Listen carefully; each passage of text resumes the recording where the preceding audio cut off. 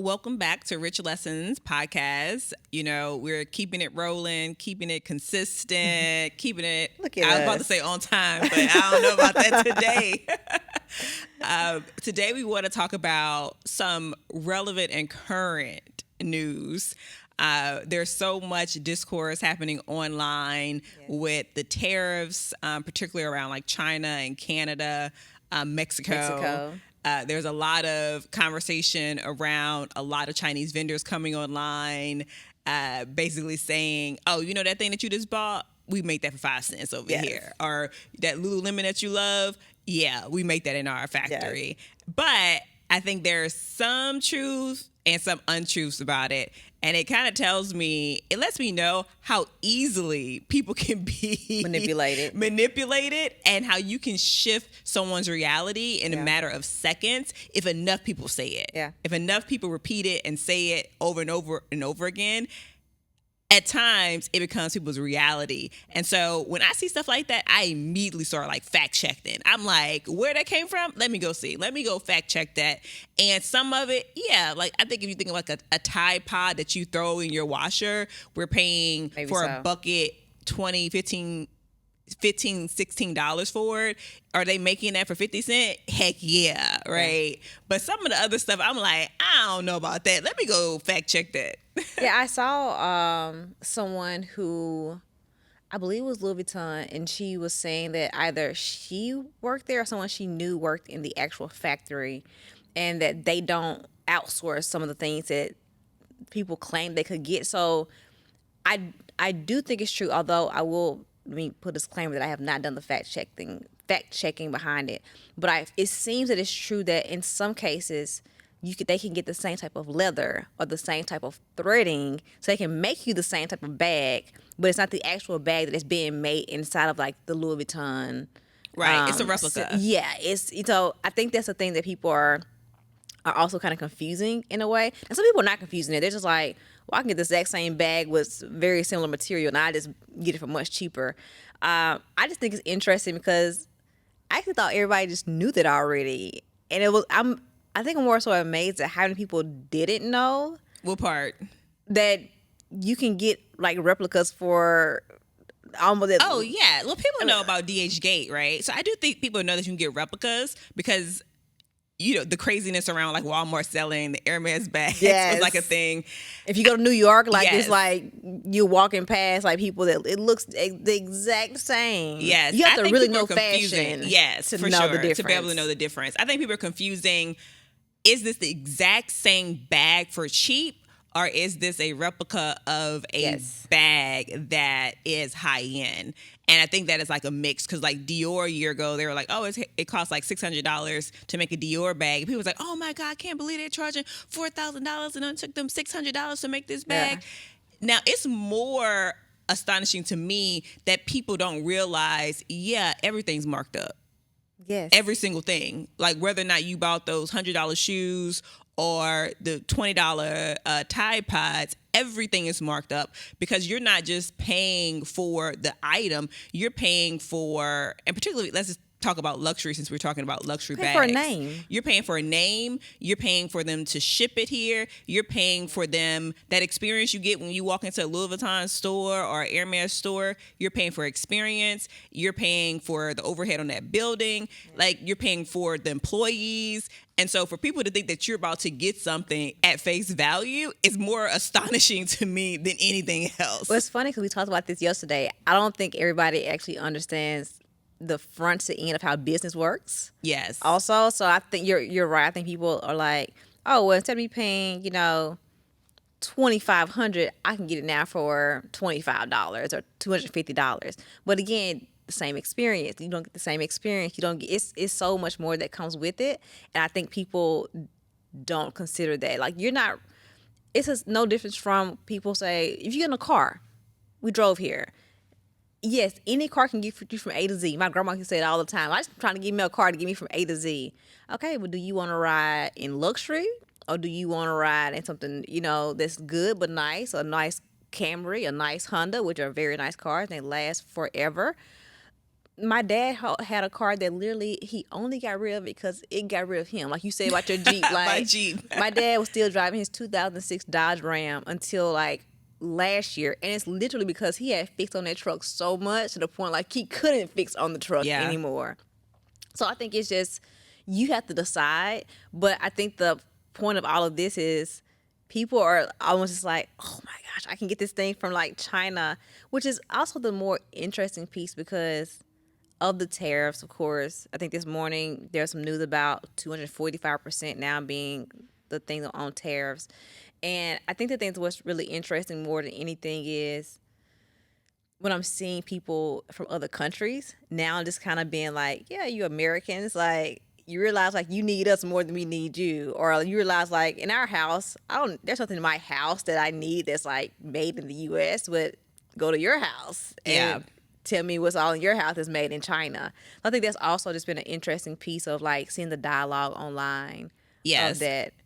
But also, I always tell people that China not our friend. Like, I think because of TikTok, and I am a fan of TikTok, and are we giving all of our information and data and all the trade secrets, whatever, to China, and they're gonna come and get us? Probably. Like, it's the reality. And so I think that there is this conversation where people are like, yeah, the Chinese are doing it like this way, their way is better. Let's not confuse the fact that they are a communist state. You know what I mean? And so I always have to put some balance between us like praising what's happening in China, but also realizing what's happening in China, right? At the same time. And so when you think about like the luxury conversation, and then the fact that like luxury is like an experience, and more than anything, and people forget about that. Like we get on a plane and people's like, oh, I would never ever pay X amount of dollars to fly Delta One, and I'm just like, once you go back, once you do it, you can't go back, right?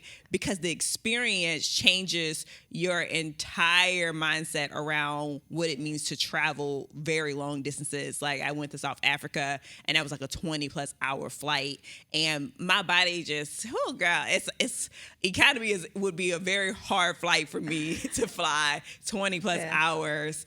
And so I splurge on Delta One because I want the experience, and also I have back pains. I'm getting old, and my back hurt all the time. And it is just the experience that I want for myself and my body.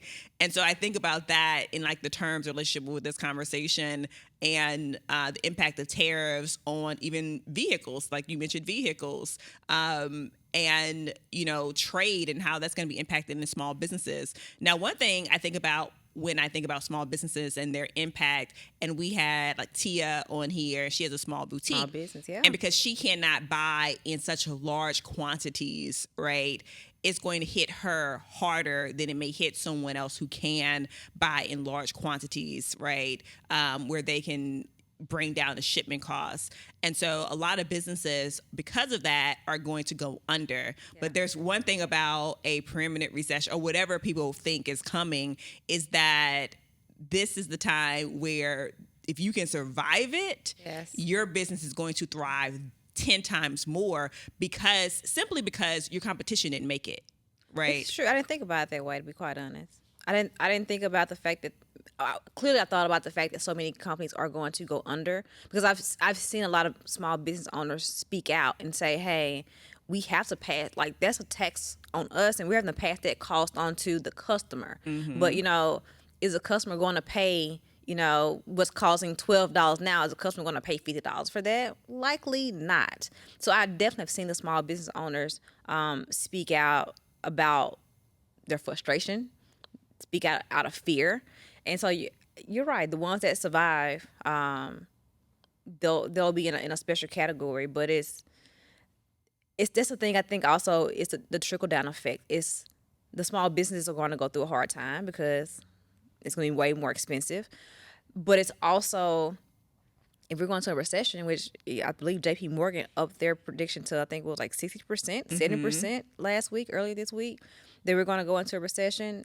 That means people also not buying anyway. Yes. So even if it was the exact same amount for item A, the amount of people is going to buy item A is going to decrease. So not only can the number of people that can buy item A decreasing, the amount of item A is increasing. Yes. So it's going to be a really interesting. I won't say I'm fearful. That's not the right word. I am really interested to see what the rest of this year looks like. Yes. So I do feel that. So some people predict that the tariffs are simply to scare other countries to get in line, right? And as you saw, there's supposed to be tariffs on like Mexico and other countries, but they essentially fell in line, and thus those tariffs were removed, right? Not on China, because China was talking.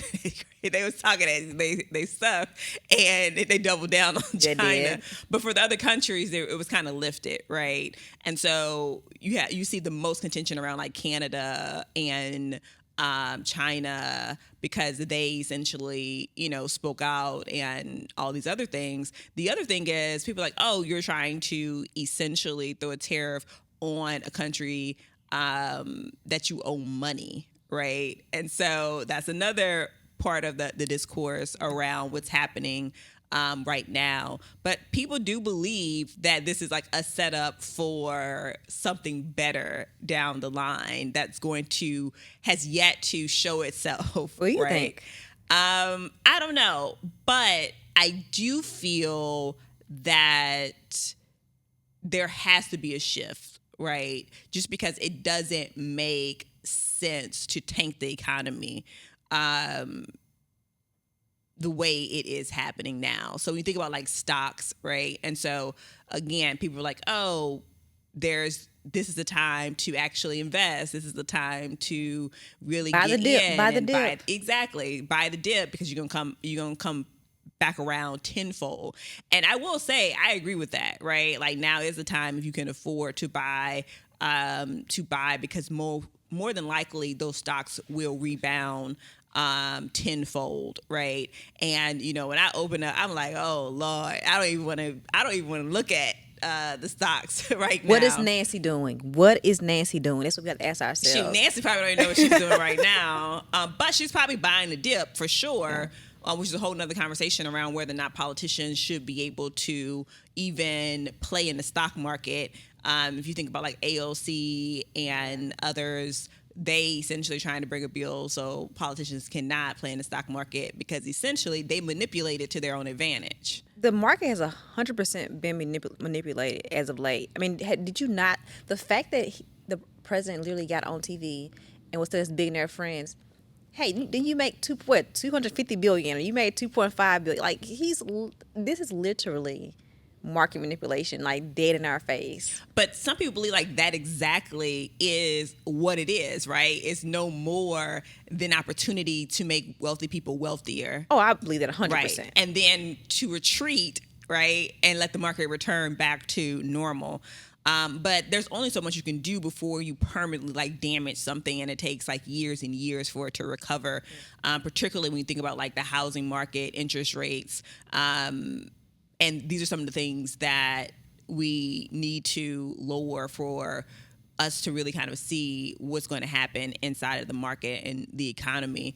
And I do believe interest rates will start to come down on like loans and mortgages. But again, it's a wait and see game. Yeah. But the problem is, and I say this from a finance perspective, as someone who did fintech, I always tell people that I grew up always believing kind of the American dream from the stance of we are all for the most part middle class. Like you have some people who are lower income, who maybe are depend on government assistance for whatever the reason may be. Then you have, like, of course, your wealthy people, your multi-billionaires, your billionaires. But for the most part, the Americans are middle class citizens. See, I don't believe that. No, I'm growing up, I believe that. Okay, got it. Yeah, got no, it, growing I up, that's what I believe in the believe. middle class anymore. But that's what I'm saying. But now, as an adult, Right, and now it's like reality. going through finances, I'm like, well, the middle class is slowly doing like this. And the reason I say that in particular to this conversation is, when we think about how many people are currently out of a job or will be out of a job with an already shrinking middle class, but then you are taking away things from the lower and or lower to middle class, we are in for a crap show. Yeah. So it's interesting that you say that, like, you know, growing up, you thought like most people were like in the middle class, whereas I grew up knowing very specifically that my family was a part of like the working class. And I actually thought the middle class was rich people.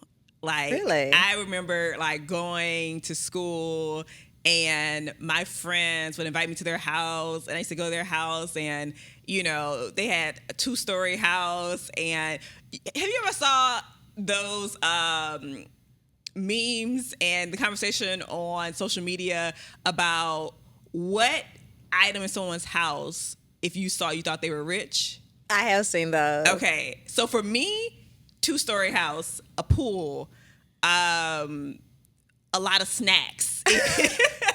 Like, if you always had like snacks at your house and it just wasn't when you went to go shop, you were rich to me.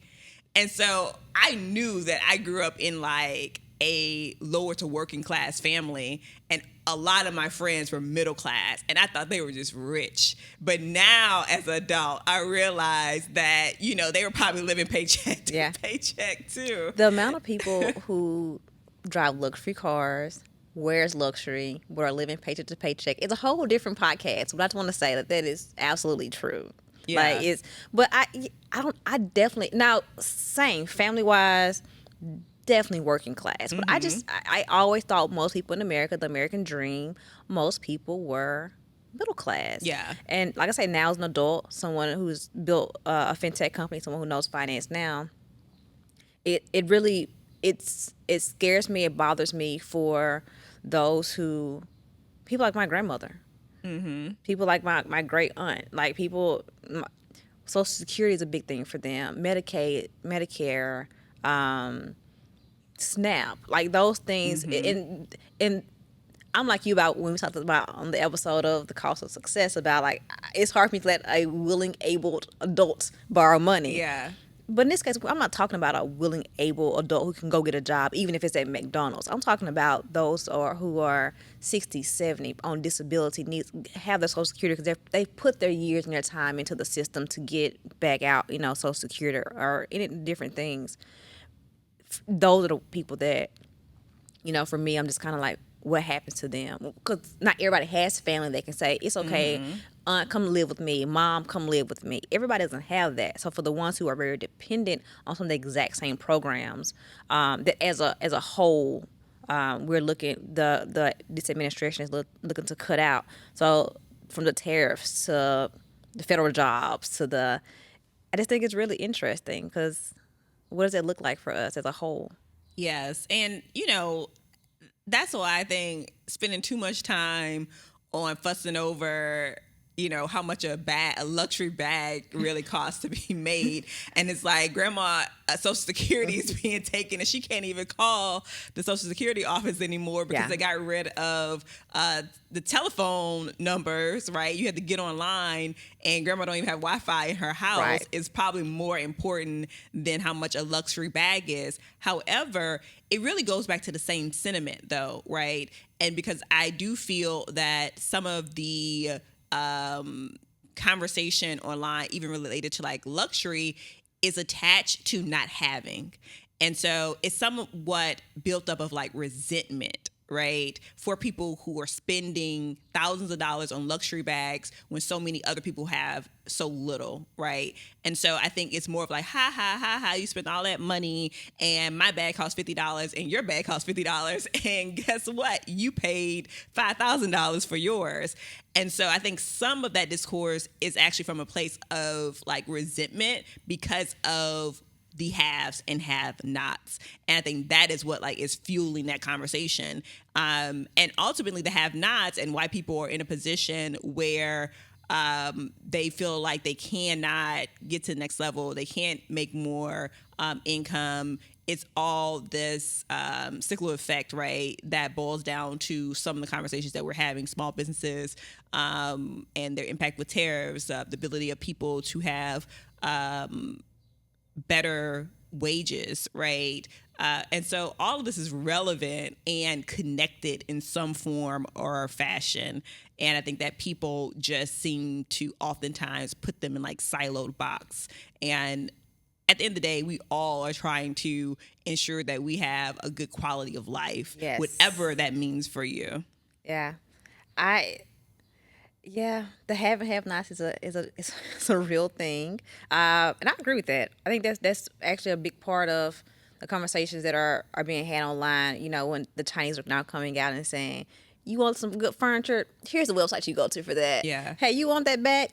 This is where you go to So for that. I have a funny story about this conversation. So my cousin did a bid for like 7-8 years, and so when he got out of jail, he actually was in Syracuse, New York, where my aunts and everyone lives, and his hustle was actually going to Chinatown, New York City, and every month he would go and like get the dupes of these luxury items and bring them back, and he would sell it, right, for like $20, $50, whatever it was.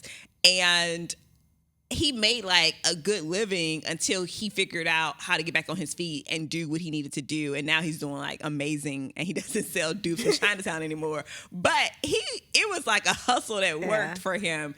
And he ended up giving me a Louis Vuitton headscarf, right? And I got this headscarf when I was like 14 years old. I still have that headscarf to this day, right? And you can tell me that this headscarf did not look like the real Louis Vuitton headscarf, etc. Like to this day, it's still in good condition as if I bought it yesterday. But I actually went in the store and I saw the original, and it was not the same. When I tell you it was like night and day, like the weight of the scarf was Very different. The color was different. Yeah. And so that's why I'm like, I don't think there's some mistruths about this. Yeah, I think it's also, just speak from a fashion perspective, it's not even tariffs. I think it's also about how you wear, not always what you wear. Because I know some people that can go shop at Target and they will look absolute like $1,000,000 because they just put it together very, very well. And on the other side of that, for people who buy it more so for the experience or more so because that is just what they're used to. Quick story from my side. When I got moved to Atlanta, I lived in Buckhead, so I was like literally like walking distance from Phipps, Lenox Square, and then Phipps. And I remember my parents and my brother and my sister-in-law were in town, so they wanted to go over to Phipps, and so we went in, and it was like somebody in the Gucci store was like buying something, like just buying some shoes or something. And I remember we left out of there, my brother was like, they just ran up in there and got some shoes. And I was like, they do, because that's their lifestyle. Mm-hmm. It's like the way that we would run into JCPenney to get some Keds as kids because that's what we could afford, or we would run into Payless because that's what we could afford. There are people who they were either born into it or that has become their lifestyle because of their job or whatever, that they're going to run into Gucci to buy some shoes. Yeah. And so for the people who that's their lifestyle and they like that experience, they're not going to buy just because they don't want to. Like, they want to go inside of Gucci. Yes. They want to go in, like, so it's you can buy it, but if you are used to a certain way or you're used to an experience, no matter what you see online, you're still going to go and buy it from 100%. that place. So I think, but overall, I think the point of all of this, though, is the interesting piece of seeing it online and seeing the manufacturers come out. And I'm with you. I think it's true that they similar leather, similar thread, but is it the exact same? And or if you are used to that and can afford it, are you going to buy that over still walking inside of whatever luxury department, Chanel or whatever the case, you're still going to walk into YSL. Yeah. And then also I saw a lot of just vendors from like Africa who jumped in the conversation, and they were like, how y'all make that when that's made over here? Like that leather that you're saying is made right there in China is actually made over here in Nairobi. So we have entered the chat and the conversation. And do you think part of that is the fact that people from other countries, particularly in this conversation, we're talking about China, but China, but also other countries think that the American people are already so gullible anyway that this is kind of Oh, part of like them just being like 100%. There is no way that you convince me that everybody in China don't think that Americans are dingbats and as dumb as a nail. Like, there's no way you get to convince me that they're like, we can get online and say this and they're going to believe everything that we say. And do I believe like Lululemon and stuff like that is made over there? 100% for sure. But everybody else is like, our artisans take 20 hours and each bag is made by hand in right here. You know what I mean? And people was like, we saw it. That man got on and he was in China and he was making that Airbus bag. And it was like, we're going to show you our assembly line. And people are like, no, I don't believe you. And so I think that is the case. Even with politics, it's the same way. People could be like, look, this is the situation that is unfolding right now. That's not how it works. I saw an example yesterday, and the guy was basically trying to explain to someone that government doesn't have to pay taxes because the tax is coming from us. Like, we are paying the taxes for the government to run. When I tell you this man argued this man down over something that is as basic as civics free enterprise that you learned, but in his head, there was nothing you were going to do to convince this man that what this other man was saying was true, right? Yeah. He had already decided that what his truth was going to be, and he was spreading that truth like wildfire. Which is why we are in the position we are in today in America, because some of us have this truth in our head, and no matter what concrete evidence that we have that it's not the case, that is their truth, and no one's going to change it. And that's why I just feel like that about what's going on TikTok and Instagram right now. I do think that there's truth to some of that. I can give you the same leather, the same threading, the same oil. I can give you the furniture that looks the exact same. But I think they're also laughing at us to some degree. Oh, they definitely laughing at us. I think so too. Because at the end of the day, who cares? Like, at the end of the day, who cares? Like, if it's good for you, if you good with it, then it should be good, you know? Yeah, I every time I see them, I think to myself, I bet they're just like, these dumb Americans, like, they believe anything. Like, what are we going to do next? Like, what can we get? Because the point, in the end, is the point not to, I won't say their goal is to turn us against our own government, because clearly we're having the issue alone in America with no one's help. But yeah, I just feel like, but yeah, maybe some of that is true though, because I tell people all the time, like, don't, like, the idea of people that are praising and like propping up Chinese propaganda is problematic, because like my brother just retired 20 years in the military, Air Force, and he literally said that they have changed the way they train people to go to war in anticipation that one day we will go to war with China.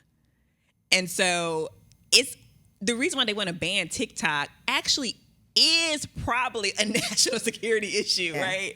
Is it all these other things that we're talking about? Sure. Yes. Am I on TikTok giving away my life again? Yes, I am. But is there a national security issue with China? Would China allow it? The other way around? No, not so. At all. Why won't China allow American companies to do the same thing, but we allow Chinese companies to do the same thing?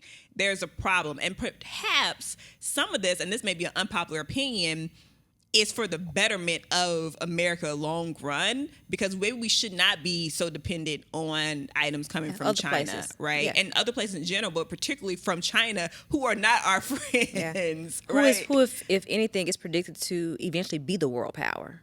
Yeah, and then on top of that, they are the largest manufacturers of fast fashion. They are. And so when you think about that and our overconsumption, like, Americans in general have an issue with overconsumption. Yes. And the largest producer of fast fashion is China, 100%. Right? And so some of this might not be bad for Americans to think about better ways to produce goods in our own country and to use our own labor and businesses to do it. Our issue is capitalism, right? Because we don't want to produce it for that, because we want to make 10 times what it's worth. That's the And so we question want the is cheap labor, and we don't want any labor laws to have to pay our own people to actually manufacture stuff for a living wage. Like, that's a problem that we have as a society. So it's like the question is, are we too foregone as a country? As a country. You know what? This is like the biggest dilemma and debate, and why I think like the two-party system is just like so messed up, because they are oftentimes two peas in a pod, right, together, and they believe in keeping the same systems in place. And so you might have some separation of that, like with a Bernie Sanders or someone that's like more of a socialist. But yeah, I do think that we are so far gone that it's gonna take some unearthing of the system for it to change. And maybe because what's happening with this administration is so far drastic, right? Very much so. That it may be like that unearthing that happens, that when the power shifts, because I do believe it will shift back to like the Democratic Party because it's too extreme. But then maybe the Democratic Party will use it as an opportunity to do better. Is that possible? Can we do that? I don't know. Am I wishful thinking? Wishful thinking? Probably so. But I'm going to just leave it on that. I think overall we are, as Americans, we're just very spoiled. In the sense of, I can pick up my phone right now and get food. I can get, like, we're spoiled. Entitled. We're entitled. But I think as things are shifting with time, so you have this year, especially since the new administration has come in, this year with a lot of drastic things have happened, clearly. They were always like, what in the world is going on? But at the same time, you have that part being drastic, leading into the fact that so many federal workers have been laid off, and people are now questioning or wondering what's going to happen again with Social Security and all those things. I think the thing for us is, again, capitalism. I'm agreeing with you 100%. Am I willing to go work in this warehouse for $7.25? No, I want to get paid $20. But what does that look like for the company? The business owner. Yeah, the business owner. What does that look like? I think there's to your point, there's so many layers. There's so many questions. There's so many things that it's going to take to make that work in a country that has outsourced for so long. And mind you, trading, outsourcing, working with other, like the supply chain, nothing's wrong with working with other countries and doing that. That's the way that the world works. That's the way that trade works. Yeah, but are we too far gone as a country as far as our entitlement, wanting to make a certain amount of money, business owners chasing the bottom line as far as their profit, what goes in their pocket versus taking care of, the people who are working for them? I don't know. I think a lot of CEOs and business owners are so used to getting that bonus for $40 million while the average worker is making $20 an hour. Are CEOs of the bigger companies willing to say, I'm willing to take a $20 million cut, even though I make $20 million? It's not on the CEO, it's on the board. It's on the board. You're right, the board, because the board decides. But is the board, or are those larger corporations willing to say, we're going to cut everybody down to $10 million less, even though they're probably going to make still a lot of money, but are we going to cut it $10 million less to make sure? It's kind of like I'm going to use sports. I love sports, Peyton Manning was someone who took lesser money as a quarterback because he said, give that money to my O-line because they protect me. Like, yeah, I don't think that's the direction we're moving in, because now with AI, I think people inside the companies are going to make more and there are going to be less people below them. So what happens to people? We will see, but we're going to have to find that out on another episode. So we'll figure it out at some point. The next time. Yeah. The world is going to catch up with itself eventually. I like that the world is going to catch up with itself. America's going to catch up with itself eventually. All right. Until next time, y'all.